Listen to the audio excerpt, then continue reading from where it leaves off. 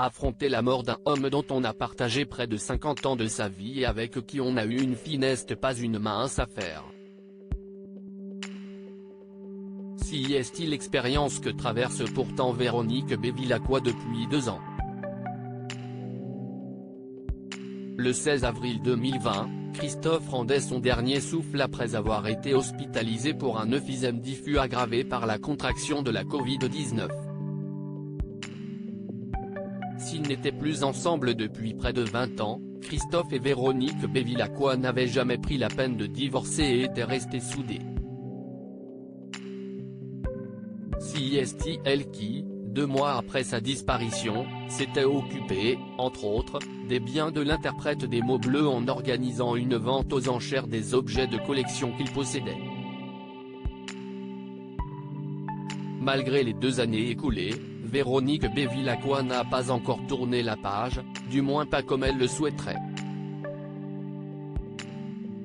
En plus de devoir gérer tout l'administratif nécessaire après la disparition de Christophe, elle a aussi fait face aux attaques de Michel Thor, avec qui le chanteur avait eu une liaison et un fils, Romain Vidal, qu'il n'a jamais reconnu.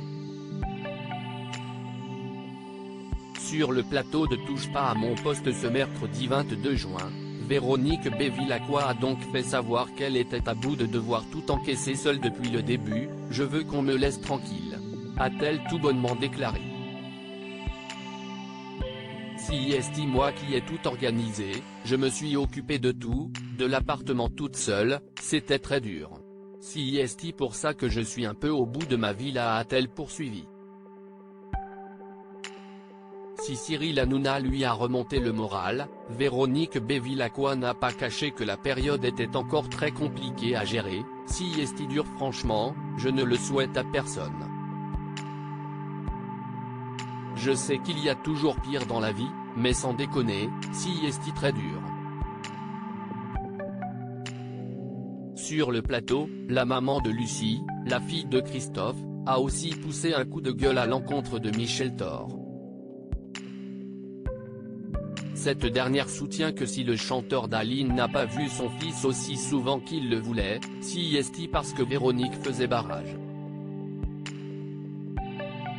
Elle aurait également empêché Gérard, le frère de Christophe, de le voir avant sa mort. Des mensonges que la principale intéressée veut voir cesser rapidement. Maintenant que Christophe n'est plus là, soyons respectueux pour lui.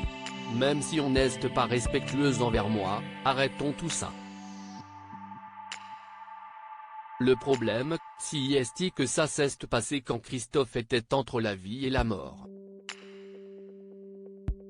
Le jour où il est décédé, elle était déjà à m'envoyer des messages, à parler sur BFM Télévision. Je ne lui pardonnerai jamais.